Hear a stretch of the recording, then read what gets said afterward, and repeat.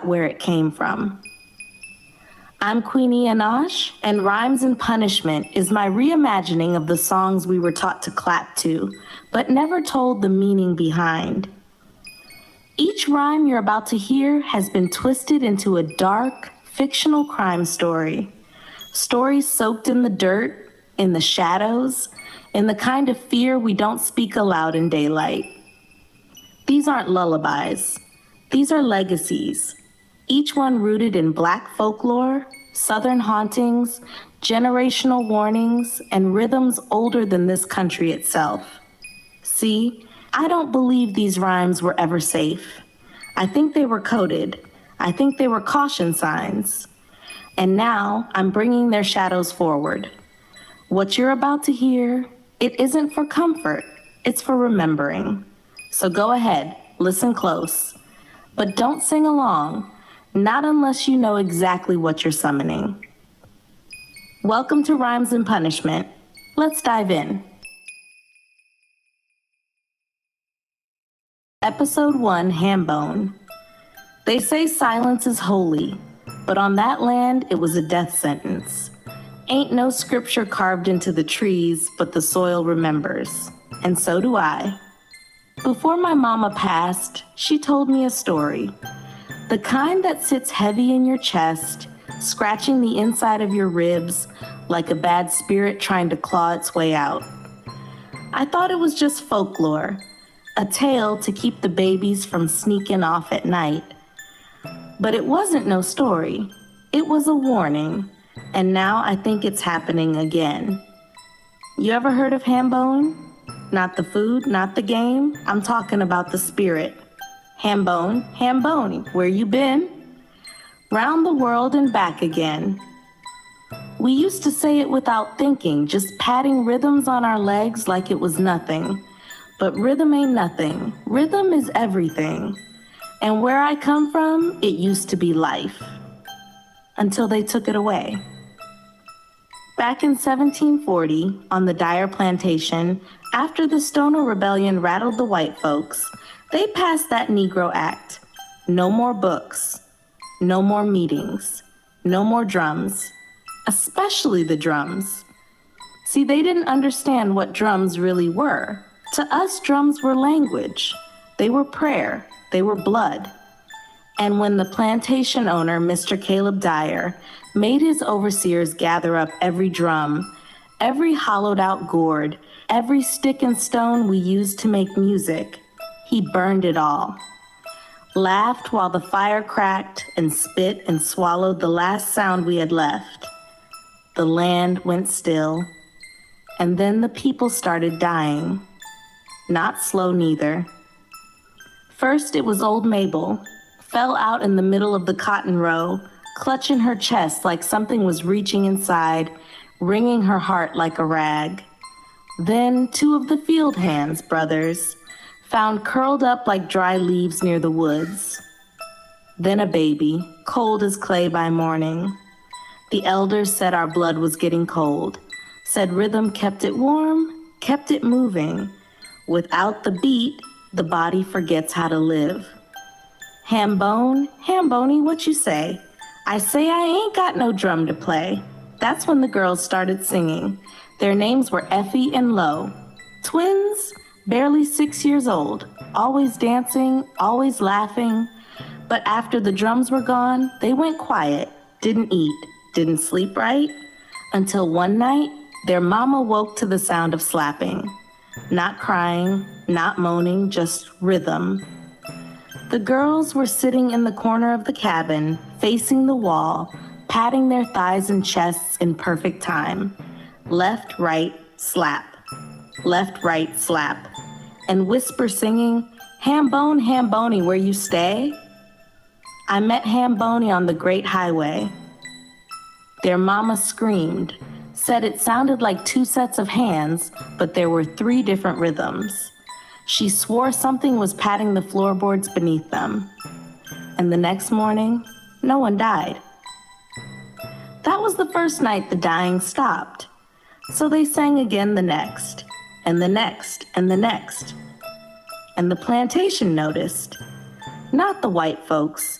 They were too drunk on control to see it. But us, we watched, we listened. Effie and Lo became the heartbeat of the quarters. Every night, right after sundown, they'd sit cross-legged in the dirt and drum with their bodies, singing that rhyme. Hambone, hambone, pat him on the shoulder. If he get cold, then he gonna need a holder. It was eerie. Beautiful, but eerie. And nobody questioned it. Until one night, Effie didn't show up. Only Lo came. Her eyes were puffy. She wouldn't say why. She just sat down, slapped her legs, and started the song. Hambone, hambone, get him in the pot. Cook him up good and eat him while he's hot. That verse, we'd never heard it before. Lo's rhythm was off too, not hers, but like someone else was slapping through her hands, faster, harder, angry. By the third line, her palms were bleeding. By the fifth, her mouth was moving, but the voice coming out wasn't hers. Someone pulled her back, tried to stop her, and she screamed. Not in pain, in warning. She said, if I stop, he'll come. That's when we learned. Hambone wasn't just a song. He was a spirit. Something born from the silence, from the severed roots of rhythm, from the pain of voices choked and drums burned. They killed our music, and something filled the space. When Effie didn't drum that night, the beat got hungry, and it fed. Lo didn't make it to the next sunset, found her stiff, face down in the dust with her own handprint stamped into her cheek like she'd been slapped from the inside. They buried the girls together. But that night, someone heard tapping inside their coffin. And after that, no one sang Hambone again, not out loud, not unless they wanted to bleed. You think I'm playing? I see it in your face. But come here. Look, this room? My great-grandmother built it after freedom came, and she made sure it had one thing, a drum, a real one. Cowhide stretched over carved wood, West African, sacred. And I keep it right here by my bed, because the dead remember, and Hambone listens. Sometimes I still hear that beat in the night, just 3 knocks, always 3. Left, right, slapped, right, slap. And if it ever stops, I know what I have to do. I'll sit down on this floor, close my eyes, and start the rhythm. Because when the drum stops, the blood gets cold. And when the blood gets cold, he comes. Hambone, hambone, try it in the pan. If he can't walk, gonna crawl like a man. Don't let the beat go silent. Not again. Not ever. Episode 2, Miss Mary Mac. They say she still wears black. Not the soft kind either. Not cotton or silk or lace, but thick funeral black. Shiny with buttons from neck to waist like silver stars sewn into grief. Her name was Mary Mac. And long before she became a rhyme, she was a mother. A mother with 2 babies and barely enough to get them home. It happened at the traveling circus the summer of 1954. Mary had scraped together a few dollars, a holiday treat for her children, Wilma and George. The posters promised fireworks, trapeze acts, flame breathers, and elephants. Lord, the elephants. They always cost extra, and they knew how to make your kids beg. Please, Mama, please, Wilma had said, tugging at Mary's sleeve. I want to see the elephants fly. George didn't say much, just kept grinning like he already saw them. But Mary knew better. She counted her cash 3 times that morning and once more in the bathroom stall. Enough for food, enough for bus fare home, not a penny more. So she told them no, gently, firmly, with the kind of no that comes from love, not lack. They nodded, ate their popcorn, held her hand, didn't complain. But kids don't always obey sadness, especially when their hearts are bigger than their age. While Mary stood in line for lemon ice, they slipped away. The elephant tent was off to the far end of the grounds, roped off and half covered in canvas. A big red sign hung near the flaps, closed to public, private feeding. But children don't read signs when their dreams are louder. And what no one knew, what not even George understood, was that inside his coat pocket, a tiny pink nose was twitching. His pet mouse. A secret he'd snuck from home, tucked into his chest for luck. The mouse smelled peanuts, thousands of them. The smell spilled out from barrels stacked beside the elephant pen, sweet, thick, roasted. And when that little mouse wiggled free and scampered into the straw-covered floor, all hell broke loose. 3 elephants, each a story tall.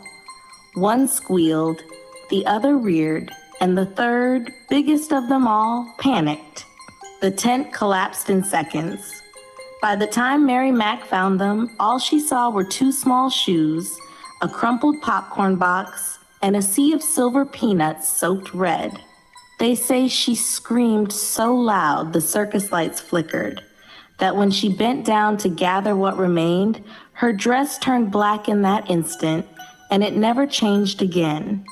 That was July 4th, and they buried her children side by side under a tree with roots too shallow to hold what happened.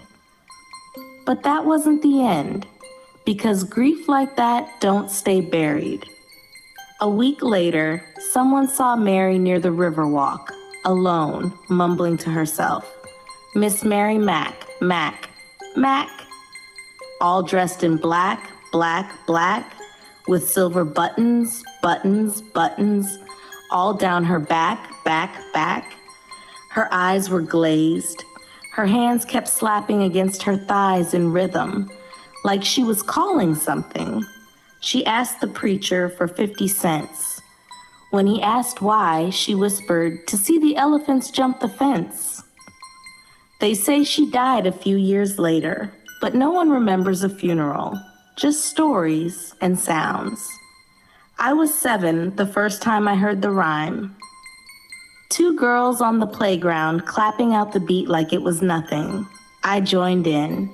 She asked her mother, mother, for 50 cents, cents, to see the elephants, elephants, jump over the fence, fence. But something about it felt wrong. Like each word carried too much weight. Like grief was hiding between the syllables. And then I heard it. Behind the school. After the bell. A thundering sound in the distance, like 1,000 bones breaking in rhythm. Every year on the 4th of July, the fireworks come. But in this town, we don't call them fireworks. We know better. We hear the stomps. The booms and bangs ain't no celebration. They're echoes. Elephant feet slamming into the ground, crushing bones, crushing memory, crushing the children who never came back. And if you listen close, you can hear her humming. They jump so high, high, high.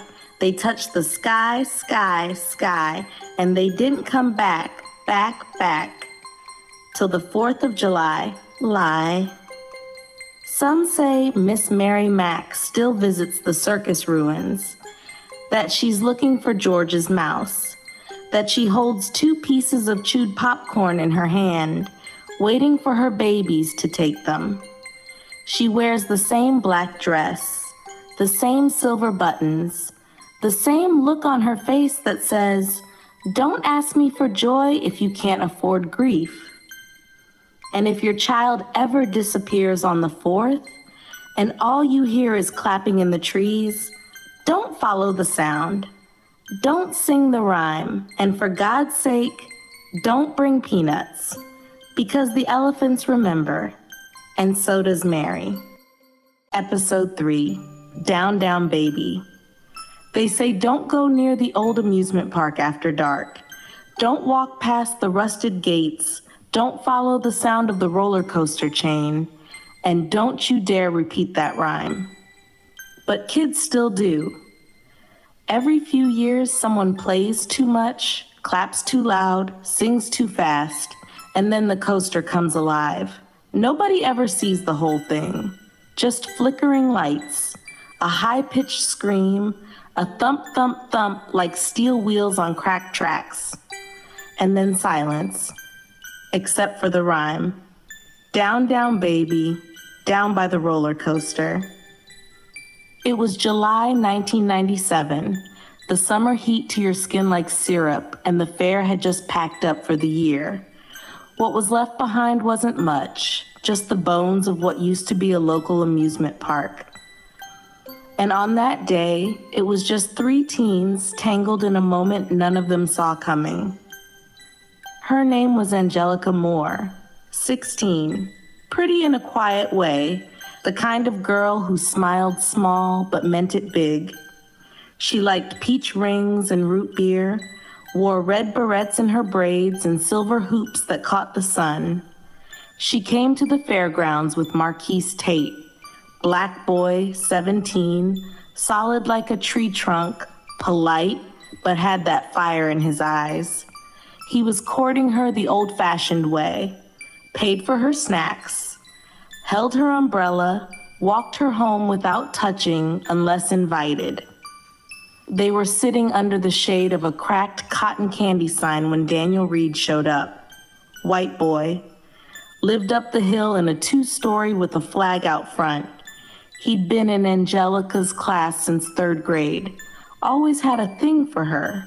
He never said it kindly, only in stares and jabs and weird compliments that didn't feel safe. That day, he walked up with sticky palms and sweat on his neck. "Hey, Angelica," he said. "Can I talk to you a second?" She said, "No, thank you." He blinked like he'd been slapped. "You ain't even gonna hear me out?" Marquis stood up then, not aggressive, not even angry, just present. She said, "No, bro. Keep it moving." Daniel didn't like that. Not the rejection, not the black boy standing, not the way Angelica smiled at the one who wasn't him. What happened next only lasted 11 seconds. Daniel pulled the gun from his backpack like he'd done it before, shot Marquise once, then turned to Angelica. She didn't even scream, just turned to run. "Sweet, sweet baby, I'll never let you go." But the second shot caught her in the back. And as she fell, her arms jerked in the air. A horrible twist, a slow drop. It looked like she was dancing, like she was doing a shimmy, shimmy, shimmy, cocoa pop, shimmy, shimmy, pow. Blood spattered across the yellow ticket booth behind her. Her red barrettes popped off her braids and scattered into the gravel. Shimmy, shimmy, cocoa pop, shimmy, shimmy, out. Daniel stood there a second, breathing hard. Then he ran. They caught him 3 towns over, trying to burn his clothes behind a Waffle House. Said he blacked out. Said he didn't mean it. Said he just wanted to talk. But the only thing anyone remembers now is the sound that came after. Because the old roller coaster, which hadn't moved in 18 years, started creaking. No electricity, no operator, just the click, click, click of chains pulling up a phantom weight. And then a scream, not a live one, a looped one. The same scream Angelica let out in a breath before she hit the ground, playing like a broken track on repeat. The cops shut the place down for good, fenced it off, but the rhyme, it survived. The kids started singing it different after that. Down, down, baby, down by the roller coaster. Sweet, sweet baby, I'll never let you go. Only they whispered the next line, shimmy, shimmy, cocoa pop, shimmy, shimmy, because the day someone says pow, too loud, the coaster moves. And when it moves, it feeds. Last year, a girl went missing, 8th grade. She and her friends dared each other to sneak past the fence on Halloween night, They said she laughed, clapped her hands, and sang the whole thing. They all swore she didn't even get to pow before the sky turned black and the meadow groaned. They ran. She didn't. All they found was a single red barrette caught in the roller track, still dripping. Now, the rhyme's back on TikTok. Kids using it in clapping challenges, making it a trend. But they don't know what it's born from. They don't know that Cocoa Pop means the sound a skull makes when it hits rusted iron. They don't know shimmy shimmy is how your body twitches when a bullet snatches your spine. They don't know pow is still echoing in the rafters, waiting for a mouth to say it with meaning. Angelica never came back, but sometimes people say they see two shadows sitting beneath the candy sign. A girl with red barrettes, a boy with fire in his eyes.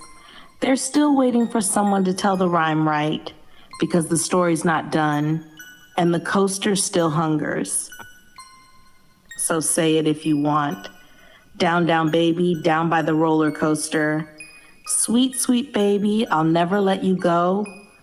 But if your hips start to shimmy and your hands clap without thinking, don't finish the line. Because if you do, pow. Chapter 4, Little Sally Walker. I didn't know who she was at first. Just another girl in the circle. Another rhyme on a hot afternoon played out in chalk and dirt. But the more I watched, the more I realized they weren't playing. Little Sally Walker, walking down the street. She didn't know what to do, so she stopped in front of me. The kids clap, laugh, drop low, get back up. But if you pay attention, really pay attention, you'll see it. One girl always walks different. Doesn't smile, doesn't blink, just walks in a straight line until she's face to face with someone. And every time, that someone freezes, like a pulse just left their body. They say it's just a game, a clapping chant, something to keep kids busy while the teachers smoke by the gym. But it's not a game, it's a reenactment. And her name was Sally Walker. The year was 1883, and Sally was just 10 years old. She lived in a little southern town, the kind that had one general store, one Baptist church, and too many places for bad men to hide. It was a Sunday afternoon, and Sally had been sent to buy sugar for her mama. She took the long way, past the big houses with the porches and the trees that bent like they were tired of watching things happen. That's when he started following her. A man. No one knew his name, but he had a heavy limp and eyes that never blinked. Sally noticed him after the second corner, kept pace behind her, never spoke. She walked faster. So did he. 4 blocks, then 5. She was too scared to scream, too trained to be polite. So when she saw a woman walking ahead, tall in a blue bonnet holding a leather Bible, Sally made a choice. She ran, and just before the 6th block, she jumped in front of the woman, arms outstretched, but she couldn't speak. The words stuck in her throat like glass. She opened her mouth, but nothing came out, just silence and fear and the hope that this woman would understand. She didn't. The woman stepped around her, kept walking. The man behind Sally didn't. They found her 2 days later in the drainage ditch behind the candy store. Her hands still out in front of her, mouth still open. She had bruises around her neck, but no one investigated because she was a little black girl, and the man who did it wasn't. They buried Sally in an unmarked grave just outside the schoolyard. And within a week, the children started singing. Nobody taught them. No adult remembered making it up. But the rhyme spread like fire. Little Sally Walker walking down the street. She didn't know what to do, so she stopped in front of me, over and over. Children walking in slow circles. One girl steps out, stares you down, drops it low. Hey girl, do your thing, stop. And then it repeats. I didn't believe any of it until my niece died. Kayla, 11, played that game at recess on a Thursday. When she got home, she was quiet, said her chest felt tight, said she kept hearing a knock in her ear. That night, I found her in the hallway, hands stretched out, mouth open, just like the story. She had no wounds, just stopped, like something shut her down. After the funeral, I went to her school, sat on the swings and watched. They were playing it again, same circle, same song. And that's when I saw her, Sally. She walked slower than the rest, didn't blink, didn't smile, and when she got to the front of a girl in pink sneakers, she stopped. I couldn't move. I just watched. The girl froze. Sally leaned forward like she was whispering, and then they both dropped low. Do your thing. I've tried to stop the game. Warn the parents. Talk to the school board. But no one believes me. No one wants to think a playground rhyme could kill. But it's not the rhyme. It's the moment. That moment Sally tries again, jumps in front of you, begs for help, and waits to see if this time someone will save her. No one ever does. Sometimes I wonder what would have happened if that woman in 1883 had just stopped. If she'd looked Sally in the eye and asked her what was wrong. If she'd put her arm around her and said, "You're safe now." Maybe then the rhyme wouldn't exist. Maybe Sally would have rested. But instead, she walks, still. And every time a child sings her name, she rises. Little Sally Walker, walking down the street. If you ever hear it, don't play, don't watch, don't join in. And if Sally stops in front of you, speak. Say something, anything, even if it's just I see you, because if you stay silent, you become her. Episode 5, Jumping on the Bed. There were 5 of them, all under 10, all siblings, all gone, one by one, night by night, from the same bunk bed in the same room in the same apartment. Unit 3B, Ridgeview Homes. People called it a freak accident, a tragedy, faulty wiring, poor construction, maybe neglect. But the mother, she swore it was something else, something alive. Her name was Trinise Ward, 34, worked nights at the Waffle Shack on 14th and Boone. Came home every morning to feed, clothe, and walk 5 little ones to school, then collapsed into her armchair with the TV on low. Jamal, 10, Keon, 8, Destiny, 6, Malika, 4. Baby Dre, 3. Her world, her heartbeat, her everything. People said they were perfect. Matching shoes on Sundays, braids so tight they sparkled in the sun. They laughed loud, shared whispers in corners, played imaginary games in the hall. Everyone in the building knew the Ward kids. Then October came. The night stretched longer. The air in Unit 3B went still, and something moved inside. Jamal was first, top bunk, Monday night. Trinise kissed them all goodnight.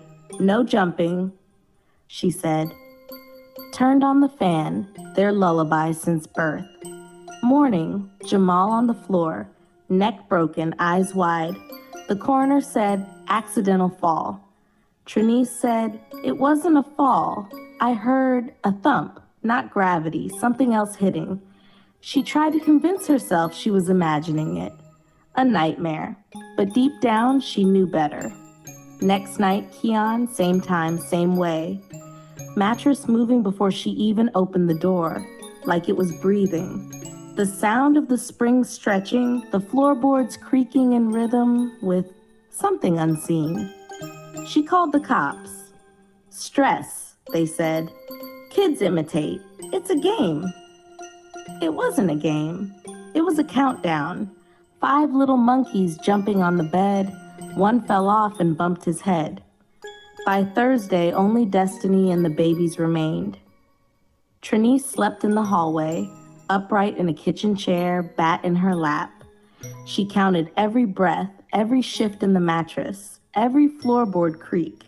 But no matter how long she stayed awake, she couldn't save Destiny. The EMT said, "Looks like she was shoved." No bruises, no fingerprints, only a whisper from Malika curled up in the corner shivering. The song made her do it. CPS stepped in, took Malika and Dre into temporary custody. That night, both were gone. One leapt from a second-story window. The other, lying still, eyes fixed on the ceiling fan, humming. Mama called the doctor and the doctor said, Trinice never recovered, locked in a psych facility upstate. They say she can't separate rhyme from reality, but I visited her once. I asked her what happened. She whispered it wasn't the bed, it wasn't me, it was the voice behind the rhyme. The voice came from the walls, low, scratchy, patient. It started with Jamal giggling after school, singing, "No more monkeys jumping on the bed." Until one night, it sang back. Call it stress, trauma, worn screws, a faulty foundation, call it what you want.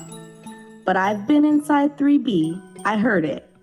A rustling in the dark, a slow, deliberate rhythm. The smell of old mattresses, dust, and something sweet and coppery in the air. The fan turned on its own. The blankets shivered. 4 little monkeys jumping on the bed. 3 little monkeys. 2 little monkeys. Then quiet. Not peace. Just waiting. They sealed the unit, boarded the door, moved tenants out. But late at night, if you pass that building, a tiny giggle, a creak from upstairs, and the rhyme begins again. Sometimes, it isn't even a child's voice. Sometimes it's Trinice's, low, trembling, whispering each number, counting down. Tuck your babies in tight. If they start to sing, Mama called the doctor and the doctor said, don't let them finish. The rhyme doesn't stop at 5. It doesn't care if the bed is new. It doesn't care if the mama is watching. It only wants one thing, a body to fall. And maybe, just maybe, if you're unlucky, it will start with yours. Chapter 6. Shoe fly, don't bother me, the plague in the swamp. There's a swamp down in Louisiana that don't appear on no real map. Folks call it Moss Spine Hollow, but the elders know it by another name, the swarming place. Because that's what it does.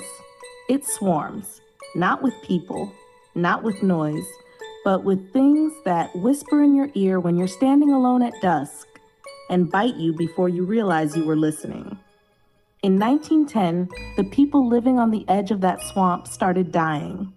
Not fast, not in flames, not from bullets or flood, but in hums, in bites, in silence, from the inside out.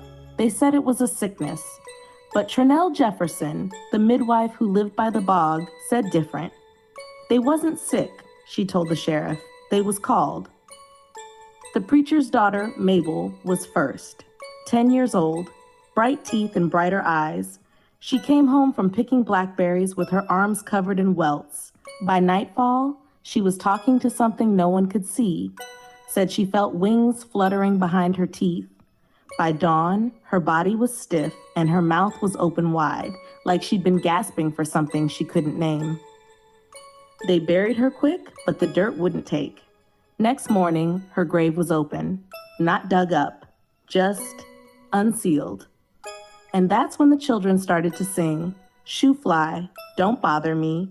Shoe fly, don't bother me. Shoe fly, don't bother me, for I belong to somebody." It echoed across porches, carried in by the breeze like pollen.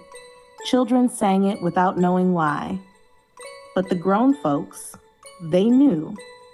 The swamp had been disturbed. A sugar company had rolled in, chopping trees and carving canals through sacred ground to build a mill. They said the land was empty. But the elders knew that stretch of wet soil had once been a plague grave, a place where curses were buried in silence, where rhythm was kept out of the water with drum circles and root spells. The white men didn't care. They cracked open the wrong place, and the swamp exhaled. The deaths that followed weren't loud. They were intimate. People heard whispering behind mirrors, saw flies crawl across their eyes from the inside. Women bled from the scalp like the top of their heads had been kissed by something unclean. The soup spoiled overnight. The dogs wouldn't bark, and the babies stopped blinking. And all the while, the same song floated through the air. Shoo fly, don't bother me. There's a reason the rhyme says, for I belong to somebody. Because the plague had a purpose.